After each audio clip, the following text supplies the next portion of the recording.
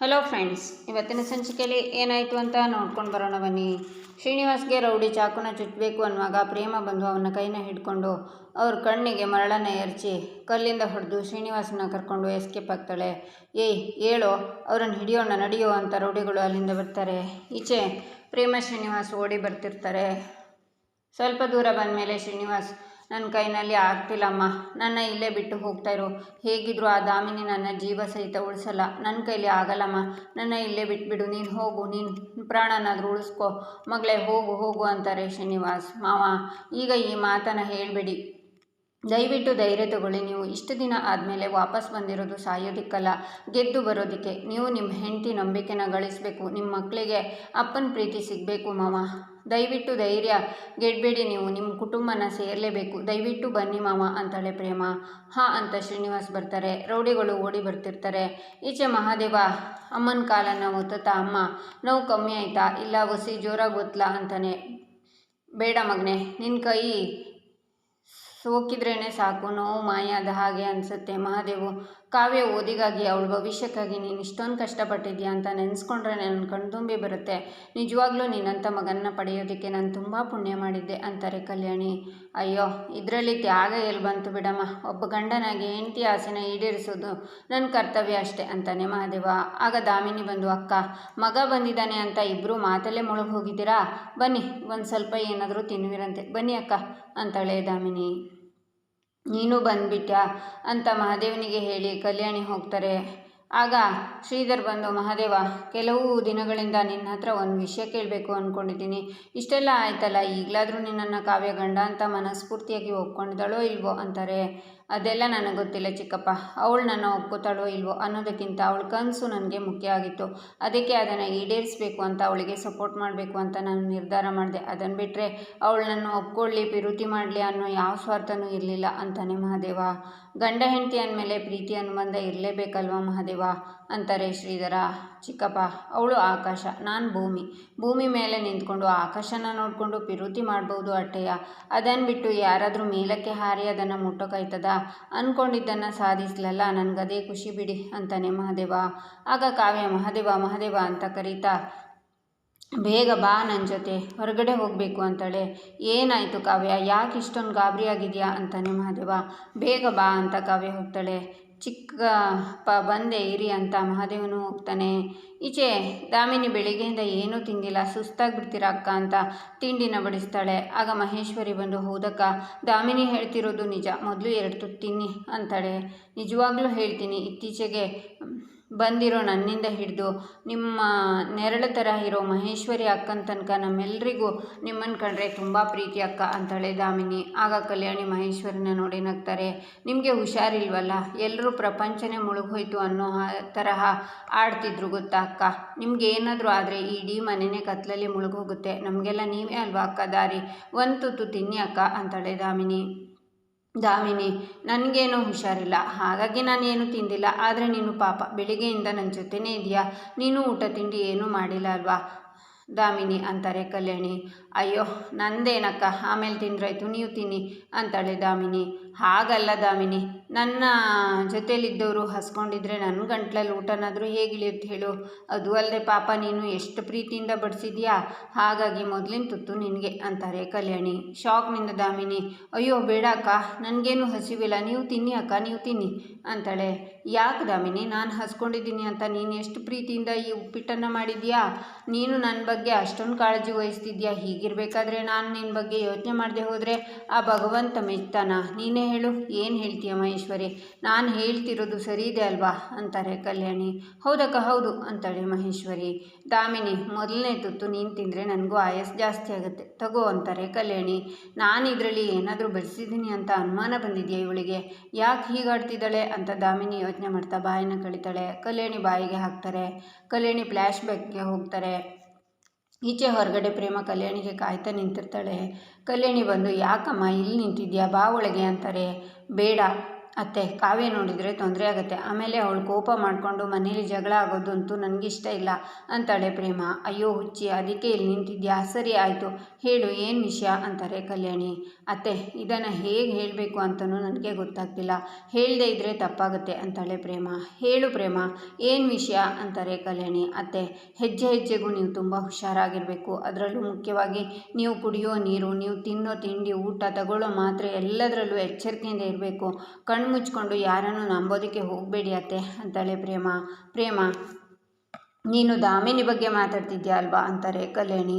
ಅತ್ತೆ ನಿಮ್ಗೆ ಹೇಗೆ ಗೊತ್ತಾಯಿತು ಅಂತಾಳೆ ಪ್ರೇಮ. ಅವಳು ಯಾವಾಗ ದೇವಸ್ಥಾನಕ್ಕೆ ಹೋಗಬೇಕಾದ್ರೆ ನನ್ನನ್ನು ಲಾಕ್ ಮಾಡ್ಕೊಂಡು ಹೋದ್ಲು, ನನಗಾಗಲೇ ಅವಳ ಮೇಲೆ ಅನುಮಾನ ಬಂತು. ಆಮೇಲೆ ಮನೆಗೆ ಬಂದ ಮೇಲೆ ಅವಳನ್ನು ಕೇಳಿದೆ, ದೇವಸ್ಥಾನಕ್ಕೆ ನನ್ನ ನೀನು ಬಿಟ್ಟು ಹೊರಟೋದ್ಯಲ್ಲ ಅಂತ. ಅದಕ್ಕೆ ಅವಳು ಯಾವುದೋ ಒಂದು ಫೋನ್ ಕಾಲ್ ಬಂದಿತ್ತು, ಆಚೆ ಹೋದೆ, ಆಮೇಲೆ ಮನೆಗೆ ಬಂದು ನೋಡಿದೆ ಯಾರೂ ಇರಲಿಲ್ಲ ಅಂತ ಸುಳ್ಳು ಹೇಳಿದ್ಲು. ಆಗಲೇ ಅವಳೇ ಅಂತ ನನಗೆ ಪಕ್ಕ ಆಗೋಯ್ತು.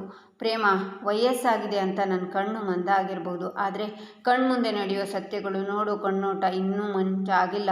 ನನಗೆಲ್ಲ ಅರ್ಥ ಆಗುತ್ತೆ. ಆ ದಾಮಿನಿನ ಹೇಗೆ ನಿಭಾಯಿಸಬೇಕು, ಅವಳನ್ನು ಏನು ಮಾಡಬೇಕು ಅಂತ ಈ ಕಲ್ಯಾಣಿಗೆ ಚೆನ್ನಾಗಿ ಗೊತ್ತು. ಪ್ರೇಮ ನನಗೊಂದು ಸತ್ಯ ಗೊತ್ತಾಗಬೇಕು, ನಿನಗೆ ಆ ದಾಮಿನಿ ನಿಜ ರೂಪ ಮೊದಲೇ ಗೊತ್ತಿತ್ತಾ ಅಂತಾರೆ ಕಲ್ಯಾಣಿ. ಹೌದು ಅತ್ತೆ, ಆದರೆ ಸಾಕ್ಷಿ ಇಲ್ಲದೆ ನನ್ನ ಮಾತನ್ನು ಹೊರಗೆ ತರೋದಕ್ಕೆ ಆಗಲಿಲ್ಲ. ಆದರೆ ಒಂದಂತೂ ಸತ್ಯ ಅತ್ತೆ, ನಿಮ್ಮ ಮದುವೆ ವಾರ್ಷಿಕೋತ್ಸವದ ತನಕ ನನಗೆ ಸ್ವಲ್ಪ ಸಮಯ ಕೊಡಿ, ಅಷ್ಟರಲ್ಲಿ ಸಾಕ್ಷಿ ಸಮೇತ ಎಲ್ಲರ ಮುಖವಾಡನ್ನು ಕಳಚಿ ಎಲ್ಲನೂ ಸರಿ ಮಾಡ್ತೀನಿ. ಅಲ್ಲಿವರೆಗೂ ಆ ದಾಮಿನಿ ವಿಷಯದಲ್ಲಿ ನೀವು ಹುಷಾರಾಗಿರಬೇಕು ಅಂತಾಳೆ ಪ್ರೇಮ. ಆಯಿತು ಪ್ರೇಮ, ನೀನು ಹೇಳಿದ ಹಾಗೆ ಇರ್ತೀನಿ, ನೀನು ಧೈರ್ಯವಾಗಿರು, ಹೋಗ್ಬಾ ಅಂತಾರೆ ಕಲ್ಯಾಣಿ. ಆಯ್ತತ್ತೆ ಅಂತ ಪ್ರೇಮ ಹೋಗ್ತಾಳೆ. ನಂತರ ಕಲ್ಯಾಣಿ ಫ್ಲ್ಯಾಶ್ ಬ್ಯಾಕಿಂದ ಹೊರಗೆ ಬಂದು, ದಾಮಿನಿ 40 ವರ್ಷಗಳಿಂದ ಈ ಸಂಸಾರನ ತೂಗಿಸ್ಕೊಂಡು ಬಂದಿದ್ದೀನಿ, ಈ ಕಲ್ಯಾಣಿನ ಯಾಮರ್ಸೋದು ಅಷ್ಟು ಸುಲಭ ಅಂದ್ಕೊಂಡಿದ್ಯಾ? ನೀನು ಇಡೋ ಪ್ರತಿಯೊಂದು ಹೆಜ್ಜೆನೂ ನನಗೆ ಗೊತ್ತಾಗುತ್ತೆ ಅಂತ ಕಲ್ಯಾಣಿ ಯೋಚನೆ ಮಾಡ್ತಾರೆ. ನನ್ನ ಮೇಲಿನ ಆಟ ನಿನಗೆ ಪಕ್ಕಾ ಆಗಿದೆ ಅಲ್ವಾ ಕಲ್ಯಾಣಿ, ನೋಡೇ ಬಿಡೋಣ ಈ ಆಟ ಎಲ್ಲಿವರೆಗೆ ಹೋಗುತ್ತೆ, ಯಾರು ಗೆಲ್ತಾರೆ ಅಂತ ದಾಮಿನಿ ಯೋಚನೆ ಮಾಡ್ತಾಳೆ. ಈಚೆ ಮಹೇಶ್ವರಿ ದಾಮಿನಿ ಹತ್ರ, ಇಲ್ಲಿ ಏನು ನಡೀತಿದೆ ದಾಮಿನಿ?